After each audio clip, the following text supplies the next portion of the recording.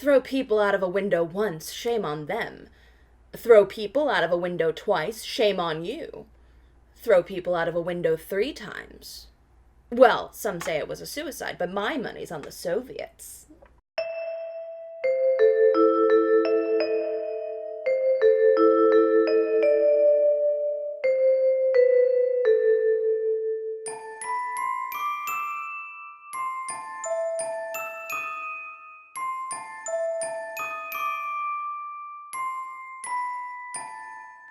Now, German is a language with a reputation as having a word for everything, but every once in a while, English comes up with a real humdinger.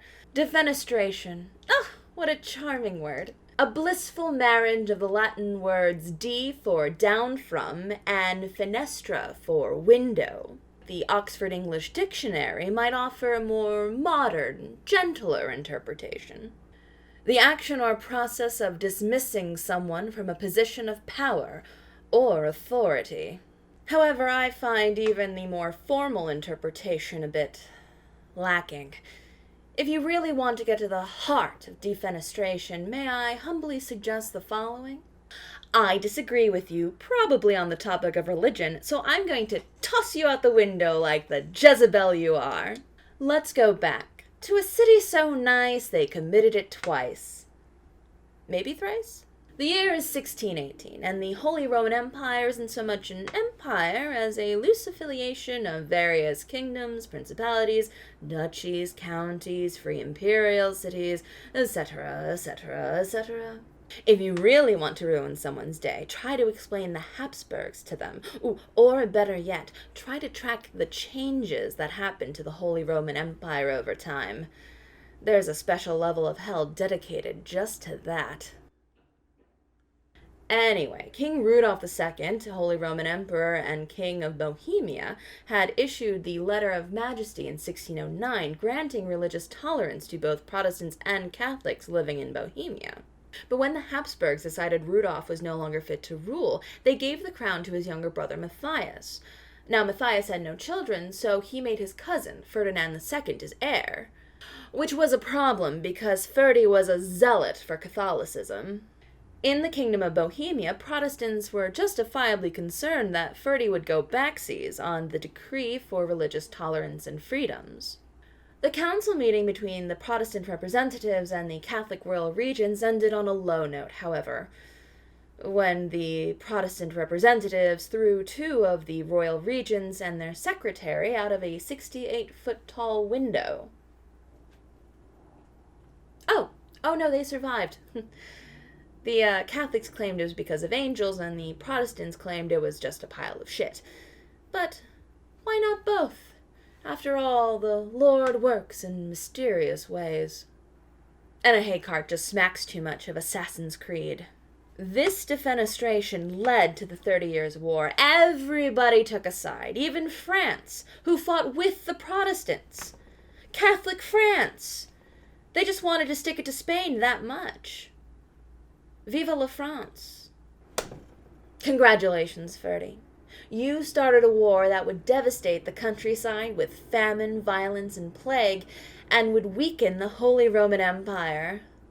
But I'm sure Catholicism was worth it. Now, 1618 may have given us the word we use today, but Prague already had a reputation of throwing people out of windows. Long before Martin Luther was nailing things to doors, the Catholic Church had a couple of problems. One, there was the schism, which by 1409 had produced 3 popes, which for Catholicism is 2 popes too many. 2, there was Jan Hus, a Bohemian religious reformer from Prague who was making the church very anxious. And 3, the church sorely needed administrative and moral reforms.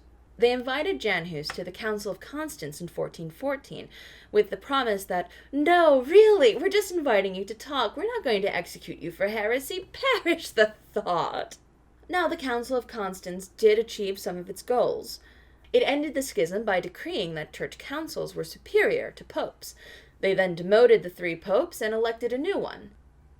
Somehow that worked.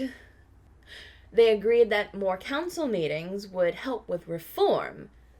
Which, sure, it made judging popes and killing heretics easier, but they just kept struggling with all that moral stuff. Oh, and they burned Jan Hus at the stake in 1415. Didn't lead to the kind of de-escalation they hoped for. I mean, when I want to de-escalate a situation, I just burn people at the stake. It works like a charm. I don't know why it didn't work for them. The Hussites of Prague took issue with his death. He was a hometown boy, and he had had some very good points about the church. So they protested by defenestrating several city council members. This defenestration was a bit more violent, seeing as there were people under the window with spears in hand, ready to finish off anyone who survived the fall. Angels or piles of manure be damned.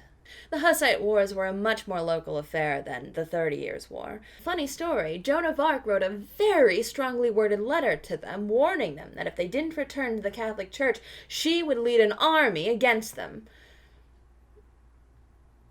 She never got around to it, though. The English got to her first. The wonderful thing about religion is that it will never cease to be a fountain of violence and conflict. It's just too important to the human condition. It wasn't until after 1948 that the word defenestration started getting tossed around Prague again. But was John Masaryk actually thrown from his bathroom window by communists? Or was it just a suicide? An investigation in the 2000s said, yes, it was murder by defenestration.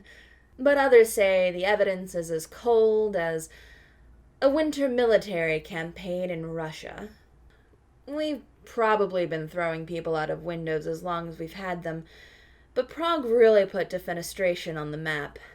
So here's to you, Prague. Zdraví. As ever, thank you to my Patreon earlenders, Chandra, Johan Gustafsson, Mario B., William Christopher, and Xantha Pink. If you like getting mail and support me at the country folk or earlender level, I send you a postcard, but you do have to give me a mailing address, so be sure to add that. Until next time.